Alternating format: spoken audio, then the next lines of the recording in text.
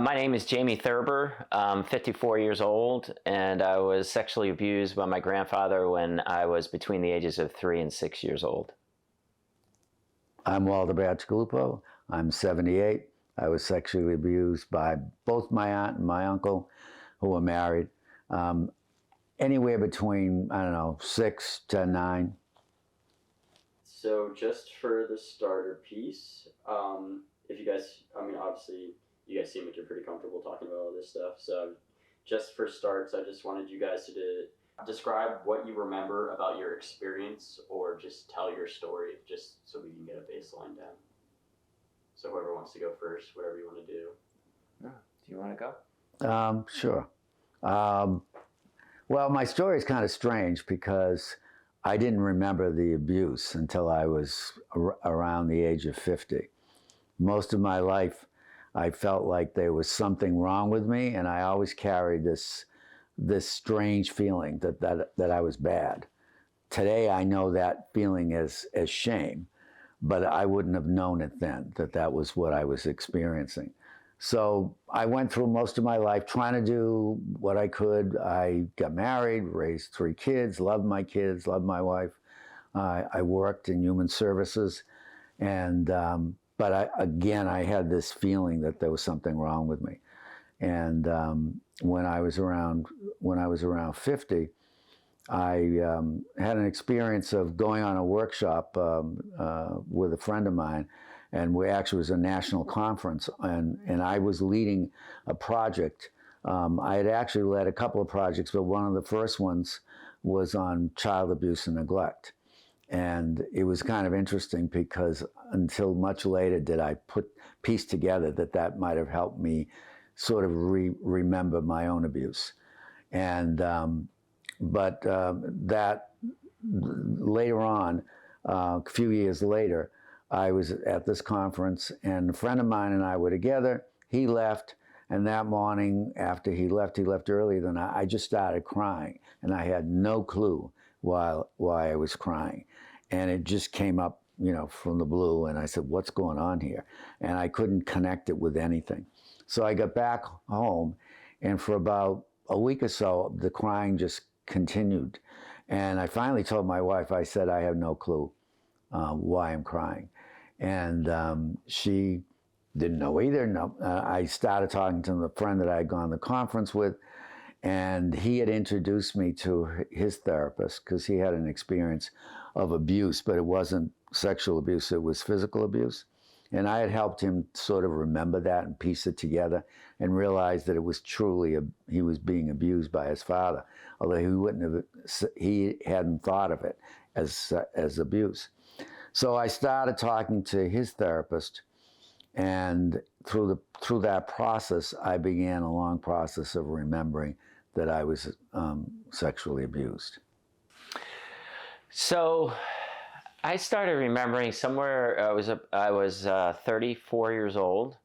I had these senses up to then. I was doing similar work as Walter in these workshops, and with the same therapist, and I started to get these feelings of being hurt and in danger and very scared, and I wasn't sure where that was coming from.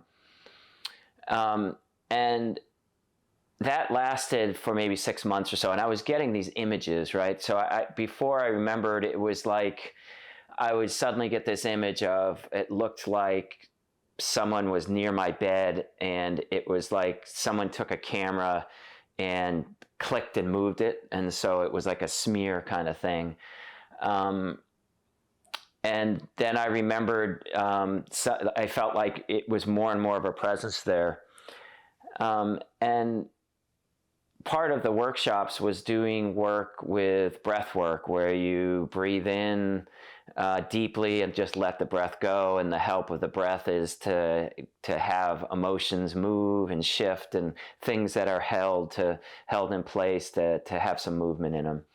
And so I was laying on the floor in in the cabin at one of these workshops we were doing, and as part of it, there's chaotic music playing and chaotic drumming playing, just to try to keep getting the emotions going. And I had this experience of, it felt like my whole brain was just searing. It was like it was on fire. And it was like, 1,000 flash bulbs, those old time flash bulbs, all going off at once.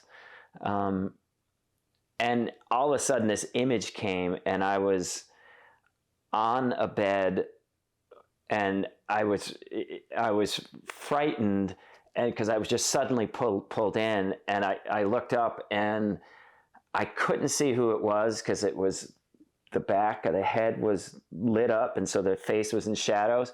But I was so frightened because I felt my legs being pulled apart and this person coming in.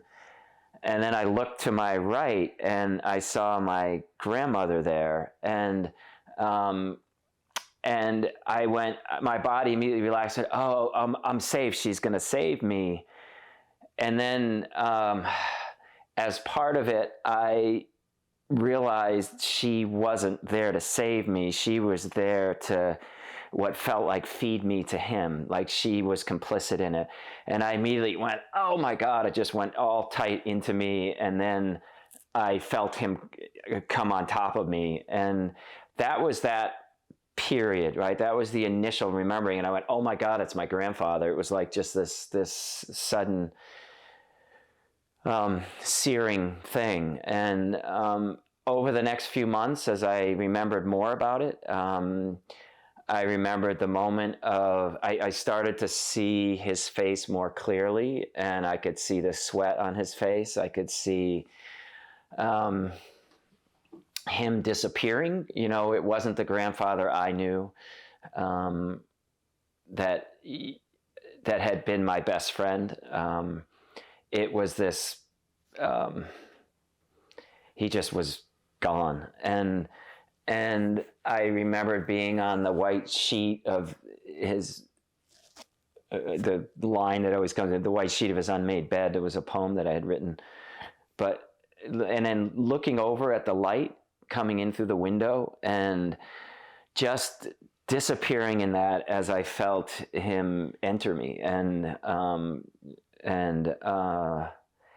then my body just became disconnected, and felt a lot like what you'd see, like a fish that's flopping on the, just completely out of my body, and just there was nothing I could do. So that was the remembrance part, and then there's lots more after that, and lots more to come with it. But the recovery, the lead up was, maybe a year of remembering, and the dropping further and further in as I felt I could handle it, and then the remembering, and then there's the aftermath. Gotcha. The first question that I have, and you guys already, kind of mentioned a little bit about it in, your description and stuff like that, but what is the initial mental and emotional reaction of having this realization of this traumatizing experience, and how did these feelings evolve over time and throughout your healing process? Well, I think Jamie was a little bit more descriptive about the process, so maybe I should go back a little. Go for it.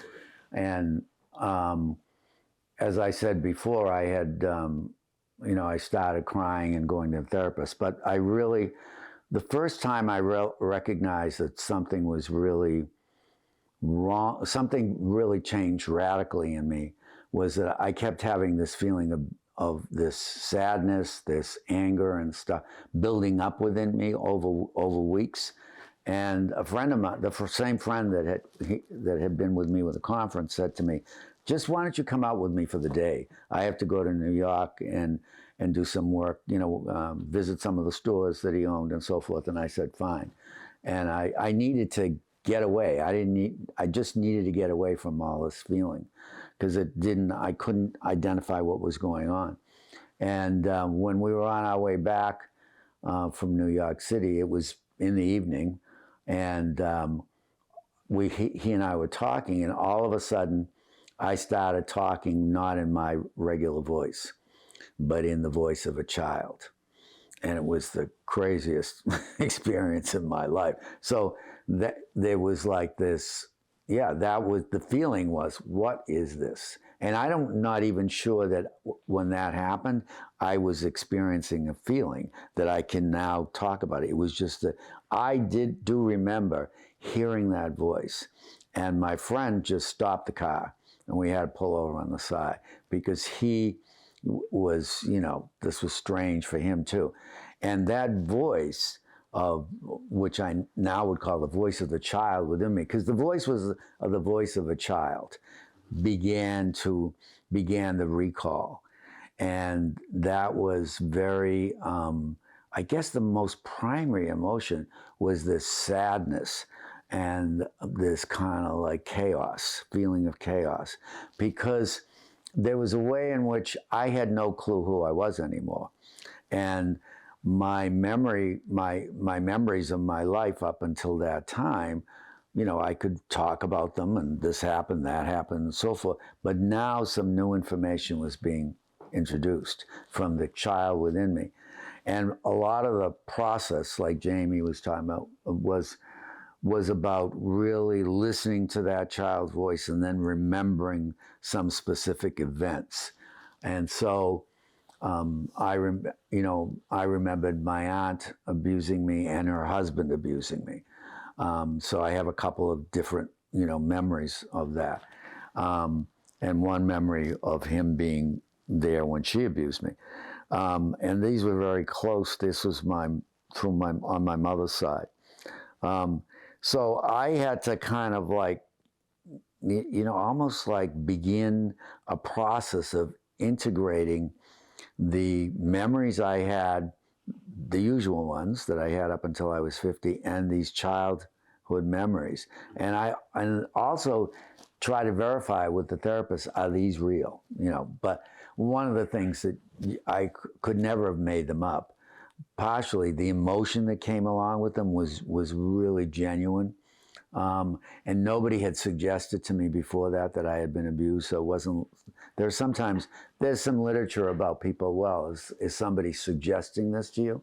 No, nobody suggested it to me. So I may be giving you more info than you wanted on that. But that was the first emotion was that sadness and chaos.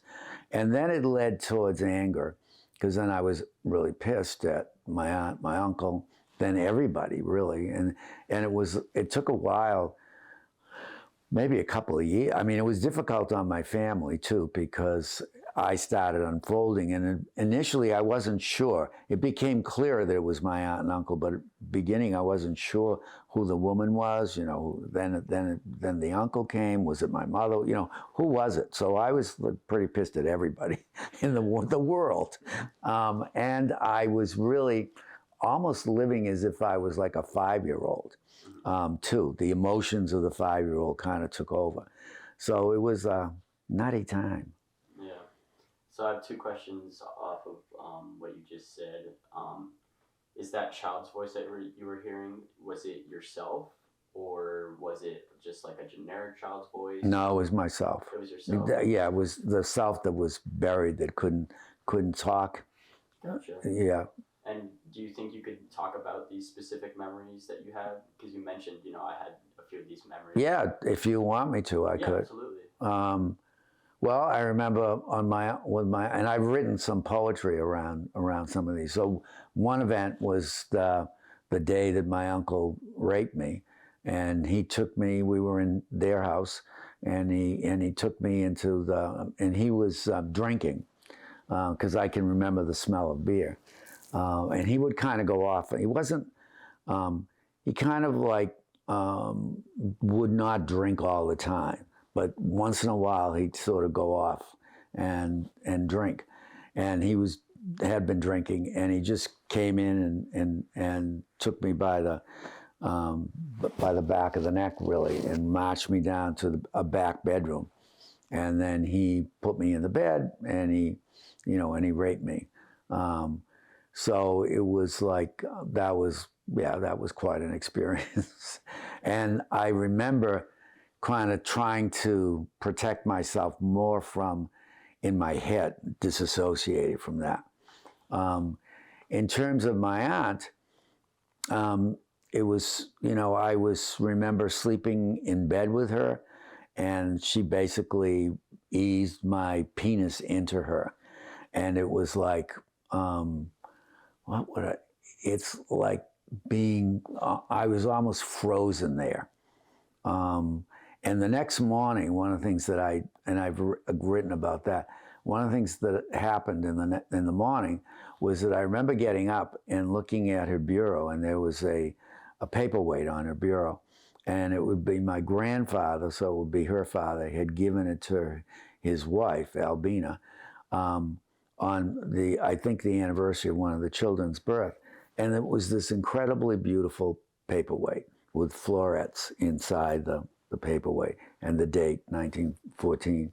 And I looked at that paperweight, and there's a way in which I had to find beauty in this whole experience and sort of lock it in, so that, I guess, as a survival mechanism. My sister has that paperweight, and as I said, I've written a poem about it. So it was my first conscious effort to connect with beauty, even though all this shit was happening around me. So those are two, there were a few more, but those are the two basic ones. The other thing is that a lot of times you don't always remember clearly every incident that happened, but those were like two pivotal incidents that I could talk to you. There was one in which I think that she sort of had me inside her, and he watched, but that isn't as vivid as those two that I just mentioned to you. Gotcha. Thank you. You're welcome. And then I guess I'll just re-ask you the same question I just asked him. But what is the initial mental and emotional reaction to having this realization of the traumatizing experiences that you were just talking about, and how did these feelings evolve over time throughout your healing process? It was hard. I mean, the immediate aftermath, at the same time, my kids were all young, right? This is 2004, so I had an 8, a 6, and a 4-year-old, right? So, or a 3-year-old, and 8, a 5, and a. Let me back up, because I can't do math right now. But young kids, right? So I had young kids at that time, and a couple of different jobs to make money and all those things. And at the same time, trying to find some sort of peace in the middle of that would allow me to be sane, right? To work through this, to figure out my life. And there was one moment where my wife and kids went down to, it's very weird. I'm going to stop for a second. It's very weird because you're one of them, right? So I'm talking to you, but it was a point where you and really, my wife and kids went down to Connecticut to visit her mom, and I was alone in the bed, and it was the lowest moment. This was after remembering, where I just lay in the bed. And I felt like if I had a gun, I would kill myself. That if that I was laying in the bed, looking up, crying, and feeling myself sinking into the mattress, and just calling out to the universe, please help me. I can't do this. I don't want to. This is too much. And at that moment of calling out to please help, we have a couple of dogs, and Mingus and Jake came walking in, like right at that moment, and they settled next to the bed, and they just heard them breathing, and I just calmed. And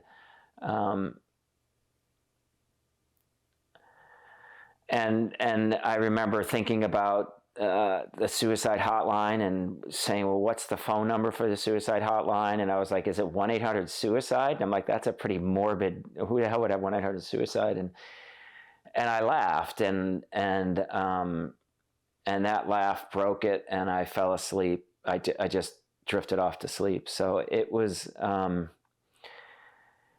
moments like that, moments of not, the feeling after, and it's a lifetime, right? It comes back in different ways, and it's like going down a spiral staircase. You work a little piece, and you work a little piece, and work a little piece. Is what my experience was, and it is. And there was this, the confusion of loving my grandfather, wanting him to love me, feeling like in the midst of this that I had my grandfather in a way that no one else did, right? And that feeling, and that even just saying that is, I could feel the conflict in that of, oh, I have my grandfather, and then the process afterwards of, oh, did I cause it because I wanted him to love me more than everybody else, and I needed him to love me? And then that feeling of him, orgasming inside me was so confusing, because it was the greatest experience for him, right? Just this orgasm. And that was in me, right? And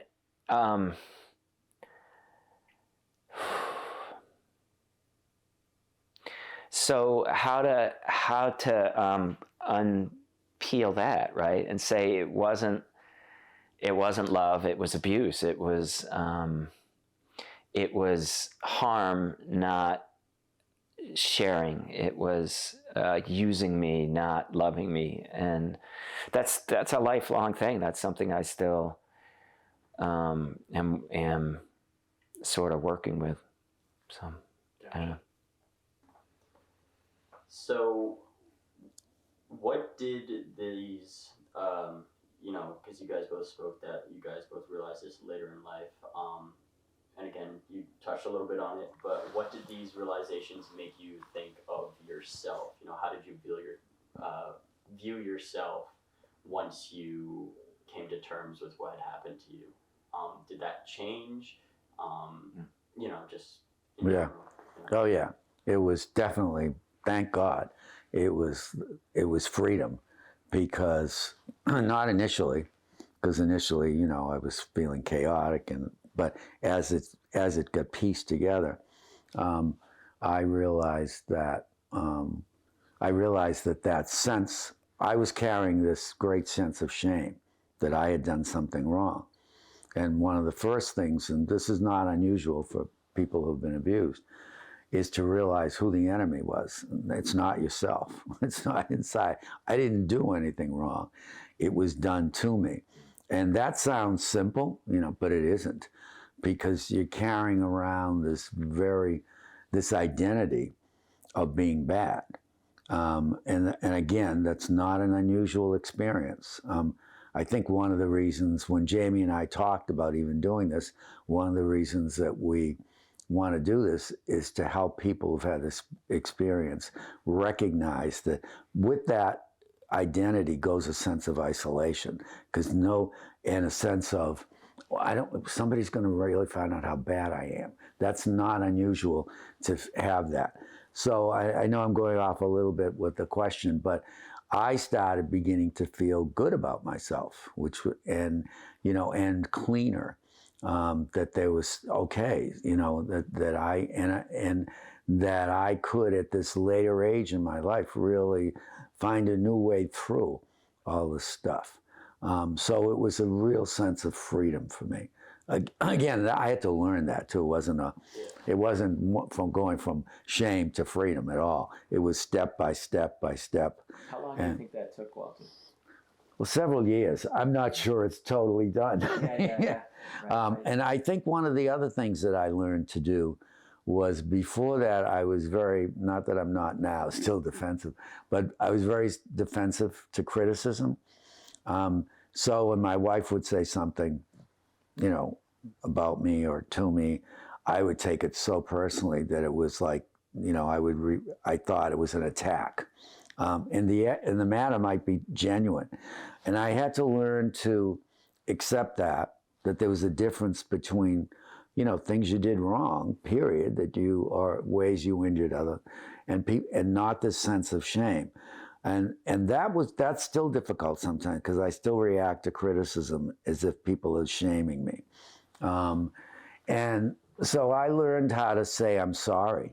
That was a huge thing, to say I'm sorry and mean it, and take responsibility and say, yeah, I did that wrong, but not me all of a sudden meaning that's me, that I'm in that same shaming place. So, you know, it's still, as Jamie said, it's a lifelong process. So these things that kind of surround you and the identities you get, you keep working at it and letting them go and letting them go. And the more you collaborate with that part of you that's whole and free, these things do let go. But you have to bring some consciousness into it. And I don't think, one of the things I love about both of us is that I don't think we have taken on the victim role, meaning because this happened to us, now the world owes us something, or that, you know, so that too is very important. It is what happened, and now we have to learn and grow from that. And it can be a growing experience. Absolutely. Can you ask the question again? Yes. So what did the realization of the abuse make you think of yourself, or how did you view yourself after this realization? I think I felt scared afterwards, and mostly wondering if anyone would believe me. You know, my family of origin has a big thing with secrets and don't reveal these things, push them down and hide them. So when in that environment, I learned shame around them, because you can't bring these things into the light of day. So if you talk about these things, if you publicly state what has happened, you're bringing shame upon the family, or you're affecting other people. So you think of those other people before you think of what's happening to you. So there's an awful lot of work that, you know, part of doing this is part of saying, no, this is my story, right? This is what happened to me. This isn't what defines me, and I'm not gonna hide it because other people feel uncomfortable with it. And that's a long process to get through. You know, somewhere around, I think it was 6 months after remembering, I wanted to go down and talk to my parents about it. And so I called them and said, hey, I want to come down. And I could hear in their voice, like, is there something we should be prepared for? And I said, no, I just need the time, if you'd be available on Sunday afternoon. So I went in and I sat down, and it was hard, right? It was an out-of-body experience just to talk with them, to sit at the table, and my dad was to my left, my mom was across from me. And up to the moment of saying it, and I just, you know, somewhere between the ages of 3 and 6, Grandpa sexually abused me. And they sat back, and my mom's reaction was to deny it, to say, no, that didn't happen. Your grandfather, you always had issues with your grandfather, and you're making this up. And that was a big moment to say, no, this did happen to me. This is my experience. This is what happened.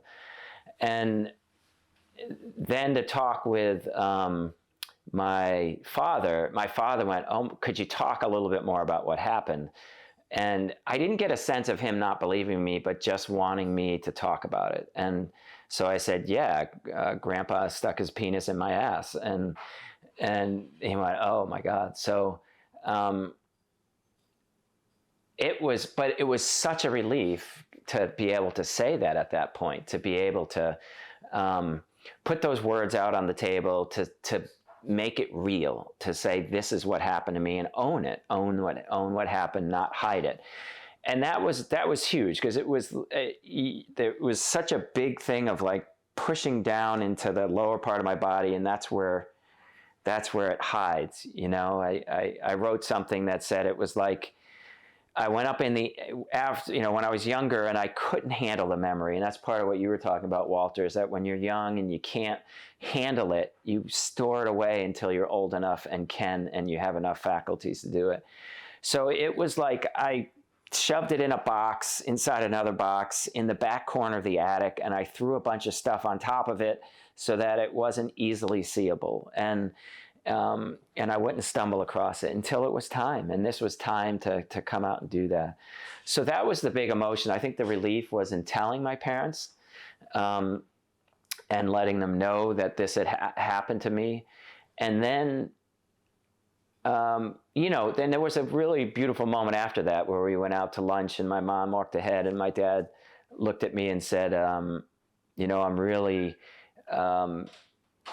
sorry I didn't know this happened, and I really wish I could have been there for you. This must have been awful. And there was a moment of connection, and I felt seen and acknowledged in that, and that was very helpful for me.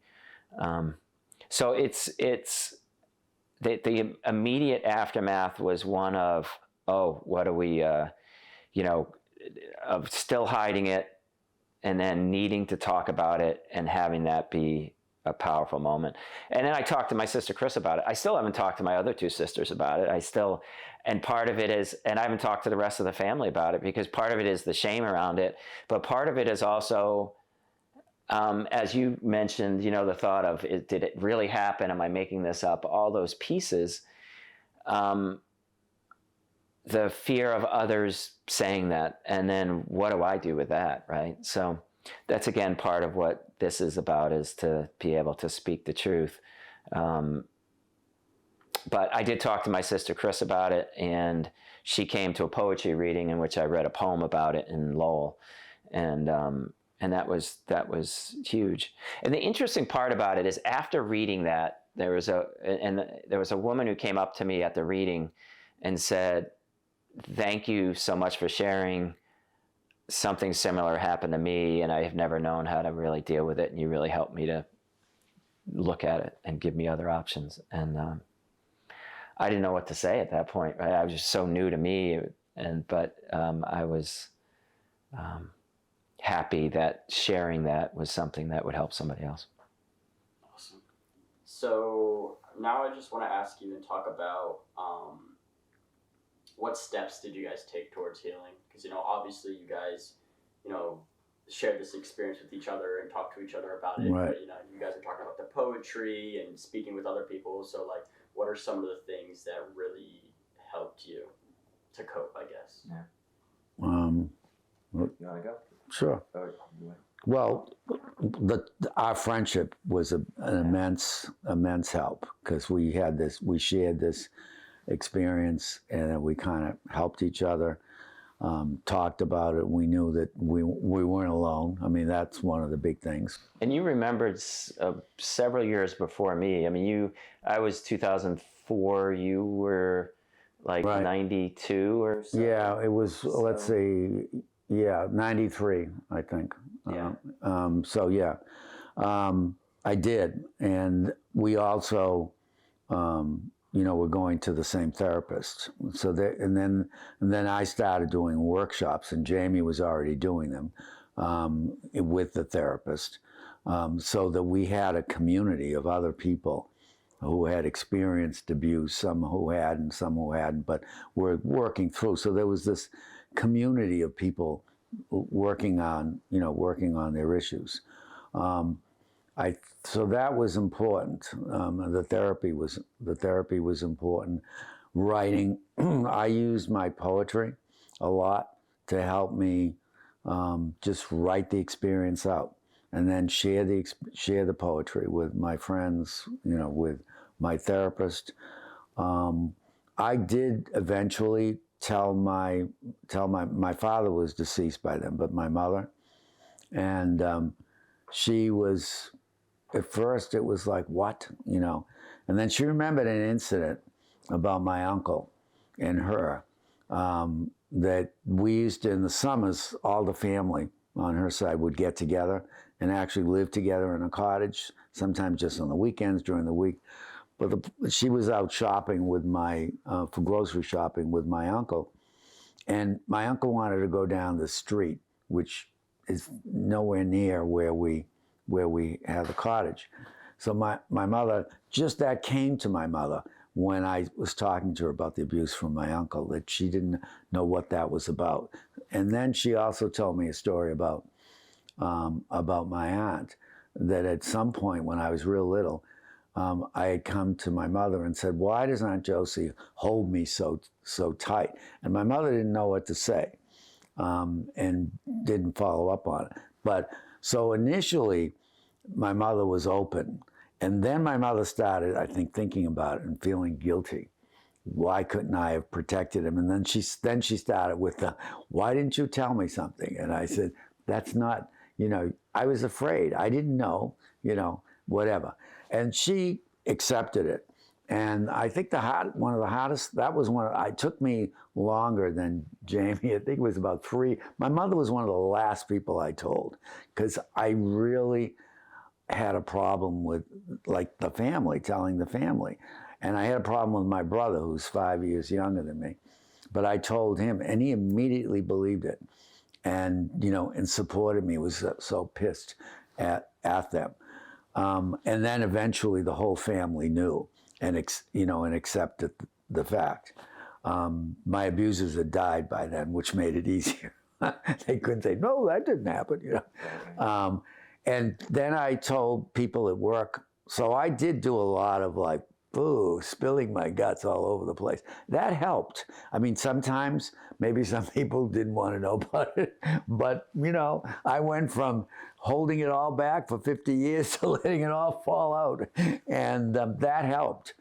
Telling that story over and over again to different people. And I was lucky that I had a lot of friends. So I would say, and people, acquaintances who accepted it and, went through that. So I think the friendships and sharing that info and not, continuing to hold it back was very helpful. I don't know, that's Awesome. So I agree with Walter. I think our friendship helped a bunch. And there was it was pretty amazing that when we moved up to Alaska, Walter had given me a book as he went through the remembrance of the sexual abuse, and he had found a book by a person by the name of Neil King that talked about men's experiences with sexual abuse, and I looked at it and went, "This doesn't apply to me," and I put it on the shelf. And years later, when I remembered, I pulled that book down, and there were so many things in there that went, "Oh my God, I feel that way," and somebody else feels that way. So it was the process of hearing other people, whether it's through reading or talking, that have had the similar experiences and felt the way they did, felt broken, felt lost, felt not wanting to go on, was helpful to me to not feel alone. And then, Walter and I had been friends since like 1990. So by 14 years by that point, and we were best buddies and could share anything. And really, I could cry with him, laugh, and just feel seen. And so that was hugely important to me. The writing was important to me, writing poetry. And I kept a journal at that time as I was remembering, and was writing just sort of the feelings of those moments at that time. And it was really helpful as I was trying to write about this recently to go back and see some of the emotions that I went through at that time. Talking to Dee Dee, to my wife, helped a bunch to feel held and a safe space in that, to be able to do my work and loved, and not like, "Oh, you're broken and stained and I don't want anything to do with you." It was just a beautiful support that way.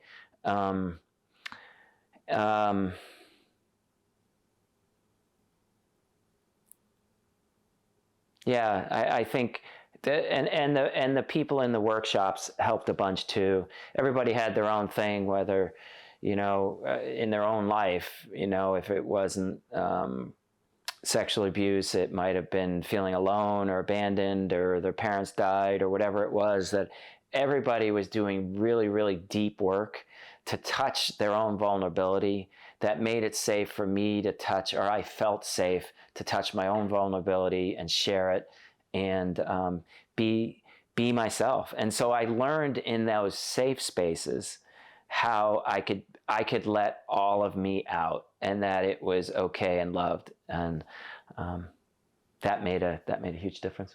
And we both were members of a men's group, which was very helpful. That's right.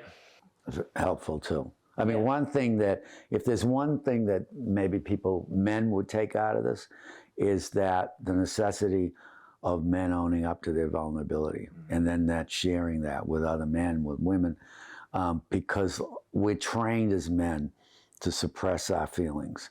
And maybe not so much, the newer generation. I don't know how many generations that is now for me. But the point is that even men are not trained by the culture, but to be kind of more open with how they're feeling, especially if they're feeling lousy and vulnerable. So it's important to hear how important other people are to you, to help when you're open like that. There are people who will support you and help you through the process and make you a much stronger man. So that vulnerability and owning up to and working through makes you a stronger man, a healthier man, a man that can give more to his family, to his community, to his friends.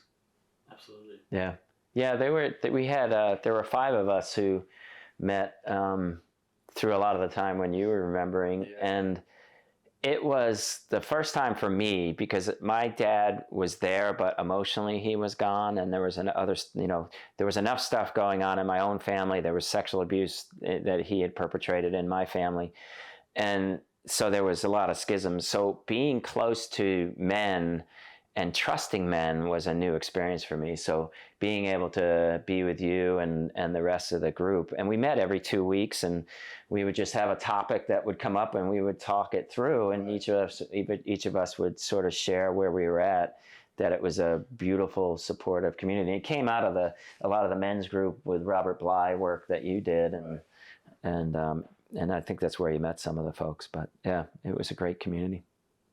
Awesome. So I don't have this one written down, but you guys talked about people and each other that were there that helped a lot during your healing process. Was there any negative experiences that you guys had with people as you were trying to go through these healing processes? Like, was there any people that you spoke about it? But yeah, just in general, was there any negative experiences? Well, I think for me, I had trouble.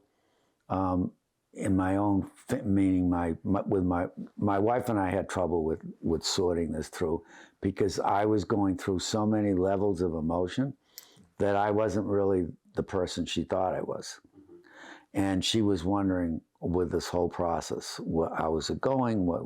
She was supportive in many ways, but she and I clashed in many ways too. I was pissed, angry, at her. And we really, it took a while to sort that through. If there's anything that I would say that I wish that she had some help through this process, because it does affect the spouse a lot. Because I was more like a kid. She had a kid on her hands. She had 3 children and me. And there was a part of me, I don't want to put myself down, there was a part of me that was there too. But it took a while. And we were able to get to a place that was okay. But it took years for that. Some women would have left. Yeah. There were times that we really thought we came close at one point to thinking about separating, and we didn't. So it's not so much of it's just that experience. because you've in some ways I fell apart and then I had to kind of like piece together. And that, I think that internally my kids were strong. My first son had died before I even remembered, but I have a son and daughter, and they managed through this. Thank God they knew me well enough to know that I loved them, and they felt that love from me and their mother. So that, I think, helped with the whole process. I don't know that there's I can't think of a lot of negative experiences, mostly because I shielded myself. I told the people, my parents were the big risk, and I told my sister. I didn't open it up to the rest of the family as a way of protecting me. So I didn't have any non-believers. The only thing I remember, my mother talking to one of my aunts, and my aunt saying, "Yeah, if he's got memories of it, it must have happened," kind of thing. And so I don't remember. The only negative thing was, and actually the negative experience, I think, is still existing today, and is something that is around with my mother. And she, as part of the process in the way that family works, is around secrets, or at least that's my experience of it, is if there's a secret, you hold it down. And, even as recently as within the last year, I got a text about, you can write about things, but you don't write about your dad, and don't write about what your grandfather did. And that was hugely difficult. And I think, not to go into a lot of detail about it, but as part of being sort of this lost boy in this process, or this feeling of being a lost boy, I was 5 years younger than my next sister, and 6.5 years younger than the other two, and not having a father there, and being abused, and being in this moment of who saves me, right? Who is my champion? Who's the person that's there with me? It was my mom, right? That was the person I clung on to. And as I've gone through my life, and there's all sorts of other pieces around that, but part of me being a man, or being who I am, has been attempting to, and has been working towards, just letting go of my mom, and that connection of needing her to validate me and who I am. So part of her doing that and saying, you still have to hide these things, and the whole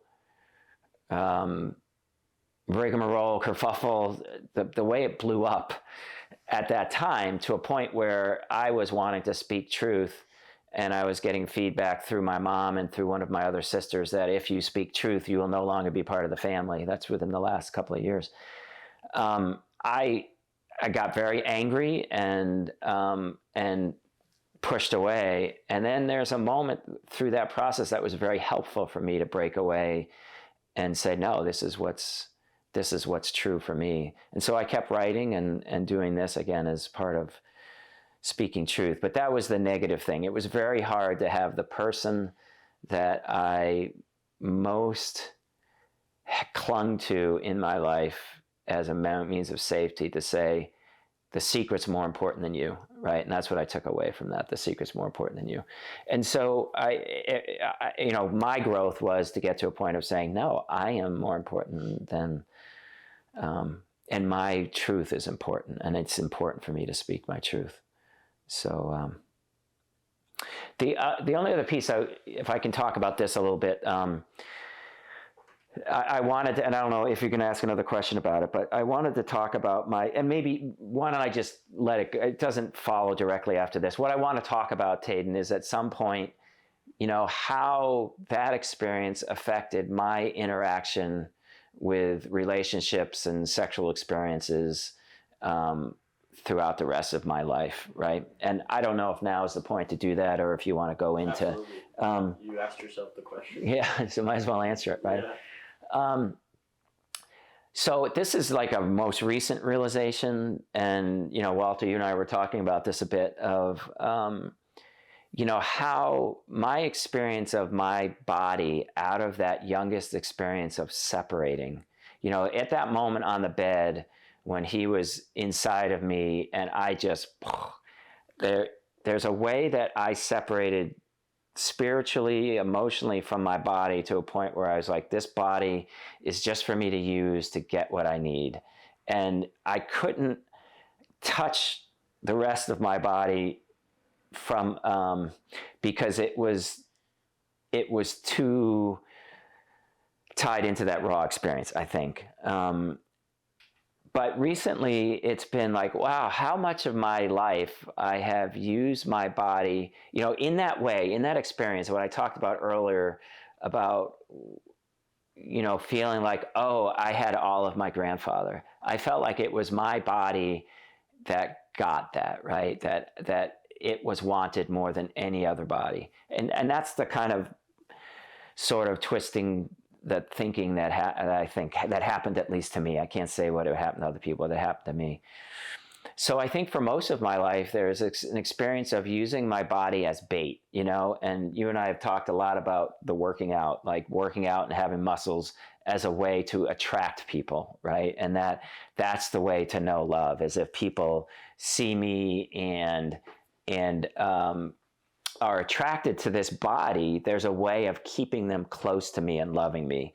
And that is a direct tie back, and a lot of other experiences, but there was like a dart directly back to that experience of on the bed, of feeling like I didn't understand this moment. I didn't understand why it was happening to me, but it must be something in this body that he wanted.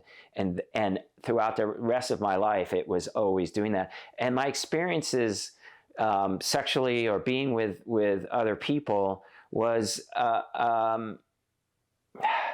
they were quick encounters of wanting the person to like me, and that was so important to me. And the idea of sex being the thing that defines the ultimate liking of someone else, right? And that's where my head got all twisted around. And so there were, sexual experiences that were, that happened, and then I was gone. I no longer wanted to be with that person. I no longer to be around that person. I just completely shut off, and it was a lot of shame around it. And so there was, I don't know, it felt important to tie it back to that moment of being little, and having that happen to me. There was such confusion of what is sex, and does sex mean, is sex intimacy? Does sex connect you with somebody else? Was it sex with my grandfather? No, it was abuse. It was harming. But that is very confusing because the body's involved, he orgasm, all of those feelings that were so energetically tied up in my body made it so hard to figure out who I was and who I could be with other people, and how to be with other people throughout most of my life. I think that's important because, when you have those experiences, my experience too is that my image of my body and my image and my feelings about my sexuality all got impacted by this. And I think because I got abused both by a male and a female, I had no clue who I was sexually. And I really saw, and so one of the things I learned from my therapist was that sometimes you go either of one way or the other with sexuality. You just express it a lot, like willy-nilly, and it's, there's no control over it, or you repress it. I was more of the repressant. So, even though I did have sex and I had 3 kids, by the way, I never abused any of my kids. Or anybody. So I just found it very difficult to be sexual, and it affected my identity. Who was I sexually? And I also had this image of my body being very weak, and not being strong, because one of the things my uncle was, he was very strong, and he was like the muscle man type, And so I had all kinds of issues around that. And I thought of my body as being weak, except when I danced. It's kind of interesting because I have a wonderful trainer, And my trainer said to me the other day, he said, well, that's interesting that you've had all these ideas about being weak. And I didn't go to step into a gym until I was in my 40s because I knew I needed to, get work. This body was kind of slowing down. And, but whenever I'd be on the dance floor, the music played, there was some energy in me that had nothing to do with the abuse. And I still have that at my age. And I've started dancing at the gym as a warm-up instead of going on the boring bicycle. So it's just, it takes a long, long time to kind of have a healthy experience of your body and your sexuality. But the good news is that it's possible. The bad news would be if you finally are aware of the experience and to just stay as the victim. And some people get very powerless over it, so they do need help. And I'm not knocking that or that continuing feeling of depression or whatever. But I mean, I think one of the reasons we're doing this is to say to people, there's another way. And your way may not be exactly the way we did it, but that doesn't mean there isn't a way. And don't give in. Don't allow yourself to be just, that your history is just about your abuse. There's so many parts of us that haven't been fully realized. And I can say that and mean it at 78. There's things I haven't explored about life yet. And he's an old man at 3 now? 54, and he's still learning too. So, so there's hope. Yeah. Awesome. Okay. So for this question, I want to ask you guys, do you have resentment towards your abusers? That's a good question. Yeah. I certainly did. I remember, pounding away, at the therapist's office, being so angry at my abusers. And now, I would say I think, and I think it is a lifetime process of that. If I stayed in that place, that wouldn't be a good place for me. So I think I've come to a place where I can forgive. Not saying that was a great thing to do or but just saying I'm released from it and I forgive you. I hope that, and they're deceased. And I didn't remember until much after they, both of them died. So I haven't had that chance to do in real, but in terms of, I feel I've released that resentment, and maybe there's still some more that I haven't got to. I don't know, and I think I've forgiven them in some ways, but you never know. I could wake up tomorrow and find what happened. Why am I so mad? And then there could be a level that I haven't even touched.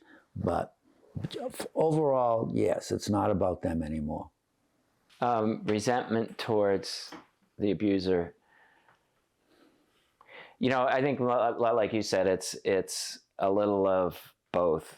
But I have done a lot of work around, and when he's talking about beating at the therapist's office, there's a way of healthy way of letting out anger, of setting up a bunch of mattresses and hitting it with a wiffle ball bat as hard as you can, and letting the anger out, and allowing myself to feel that the anger is okay, because we're often taught that anger is bad, you stuff it down, you can't let it out, and there's a healthy way to do it, and that was part of the healing process, was to hit the mats and let it out. And there's a lot of anger and yelling at him and yelling no, and had a surrogate person stand in and go, no more, my body, no.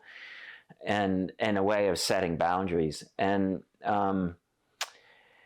there was a moment, probably 4 years after remembering, where we used to do these, after the workshops, there were these, we call it summer camp, where we would do more work. And there was a part where I was standing out on a deck and it was like right at the end. It was the last minute before people were vacuuming to leave, and I was like, I got to do this, because it was just so hard to get this done. But so it was about releasing him, and part of the work was to realize that not only does he, he impacts me, but part of the letting go is for me not to hold on. And even in the abuse, there's a way of holding on. In the anger, you hold somebody and you want to hit them, there's a way that you're still tied to that energy.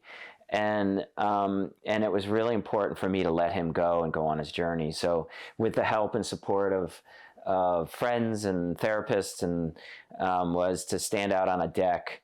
And I had this image of my grandfather like a bird, and that I was holding him in my hand, and I just went like this and let the bird go, and I saw him flying away, and there was both sadness and relief, right? There was sadness because when I was 2 years old, I have these memories. I just, you don't have specific ones, but they're just these feelings of when my grandfather would come in, I would run up to him and jump in his arms, and he was right there with me. And the story I'd always tell is of, I would put my face against his face and just feel that warmth and that love come through, that this person was seeing me, and he was there for me.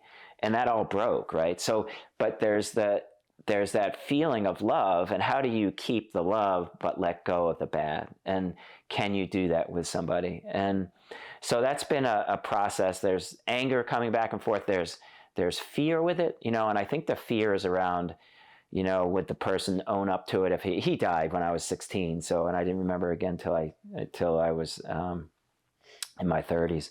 So I never had that experience of face to face with him. But all those things wrapped up, that moment of letting him go was wonderful. And the sadness was of losing that 2-year-old me, having that best friend, but then that process of go on your journey. I don't want to be tied to you in this way anymore. So you guys sort of wanted to make this video not only to heal yourselves a little bit, but you also wanted to send a message to other people as well that may have gone through this. So what are some additional, generalized, yourself, and what do you want to tell those people? Well, I do have a piece that I want to add, Yeah. And that was that for me, part of this journey has also been when these experiences happened, when I realized that all this was going on with me, it not only affected me emotionally, psychologically, my body image and all that, but also affected my spirituality and my relationship to God. So there was a moment at which, maybe 10 years ago, or a little less, where I realized I had done most of the psychological work. Not that there isn't always a piece that might have to be worked, but the piece that I hadn't worked through was some of the spiritual piece. And, that feeling of, well, why did this happen to me? Why did God allow this to happen? So I've worked on that more actively for the last 7 or 8 years. And, and I really, I was raised a Catholic. There were times where, being a Catholic, I didn't attend Mass and stuff. And I'm back, not sort of, I'm back. I realized that God didn't abandon me. He was there when all this was happening. And it's a mystery why this happened to me. I mean, it's not a mystery in terms of the abusers, but so it is.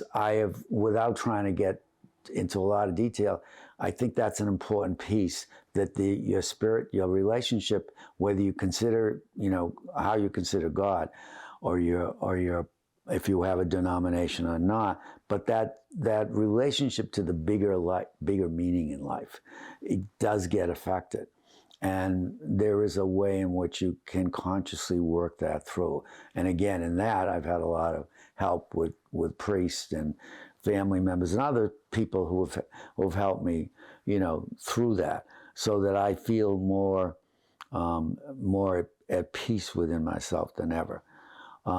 In terms of in terms of the victimization issue, is that I was victimized. So that's clear. I mean, that I was a victim of the two perpetrators. When I say we don't defining it, meaning that that's all that there is. Although it's kind of funny because working through the consequences of that have really made me part of who I am. But so that it's a kind of a positive negative thing. It's like you get thrown something at you, and how do you respond to that? And it may take years and decades to respond, but how you respond defines in part who you are. So when I say being a victim, meaning that's all that happened to me and that fully defines me, no. It did happen to me, it impacted me, and I had to let it be, work it through, but also realize there were all these other parts of me that were real and are there. The joy in life, the dance in life, good friendships, all of that is all part of this. And interweaving this experience, I think when you first remember, this is the most important experience you have. And because this is what was dealt to you and you have to deal with it. But as you deal with it, you begin to see yourself, you're broader than all this. There's a bigger universe. It's just like, we wake up in the morning and we see the sun, at night we see the moon, but then we're part of this incredible galaxy. And this galaxy is part of this incredible universe. And some astronomers and others say, well, there's multi-universes. So we're part of something that's enormous. And we, even though we're little, we're still part of that. And it's beginning, so the consciousness starts maybe with being aware of the abuse, but then it goes bigger and bigger and bigger, and you become open to the entire universe and all the love is suffused in it. So at bottom, I believe that love trumps everything.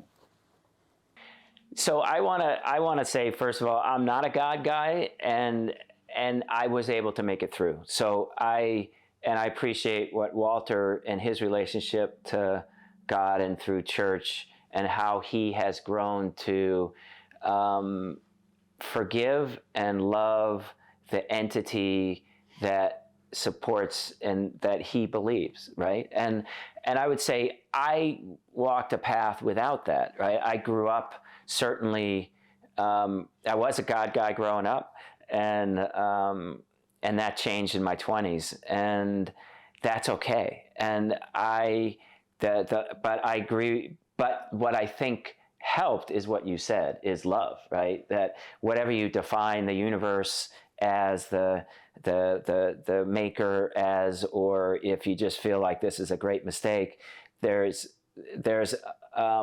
love between us, or at least that's been my experience. And the caring of you, the caring of my family, the caring of people I love has supported me and helped me to be able to work through to the other side. And I think you said it beautifully about we're all part of this bigger universe, and how when you first remember, it's everything, and you gradually, it becomes, you zoom out and it becomes a piece. But for a while, it really, for me, and I think as you said for you, it needed to be a big part of my life and what I needed to work through and focus my energy on so that I could get through to the other side. Because if I didn't do that work, then my relationship with everybody else wouldn't have happened. So I think as being a victim of sexual abuse, which I was, I would not wish it on anybody. And there is a pathway through. For quite a while, I felt like there was this little pinhole of light. It was like seeing one star in the sky, and I had to, go towards it, till it became bigger, until I could find there was more than just the darkness in this life. So, yeah, it's been quite a journey. Is there anything else? Is there any other questions? No. I don't. Is there anything else you want to say? I don't know. I don't know that there's anything else I want to say. I think it's you're not alone. You're not alone, you know, and it feels like you're alone for quite a long period of time, but you're not. And don't give in to that feeling of aloneness. Like, even if you have it, yes, you have it, but don't define it like yourself as I'm alone. Yeah. Awesome. You guys feel good? Yeah, let me just say one other thing, just because it's important, that the statistics that I have read, and people, and since I have read this, I have heard that it is even more than this, is that 1/4 of women and 1/6 of men are sexually abused at some point in their life. That's a lot of us. Right. You know, if there's 7 billion people in the world, that's a heck of a lot of people who have been sexually abused. Right. You know, that's so you don't have to feel alone in that, and there's a way through, because many people before me and Walter made their way through as well, and there's people who are writing and talking and groups out there that you can reach out to and be a part of and tell your story. It's important. You matter, and your story matters. I think that's it for me. That sounds like a good wrap up. Yeah. Awesome. Cool.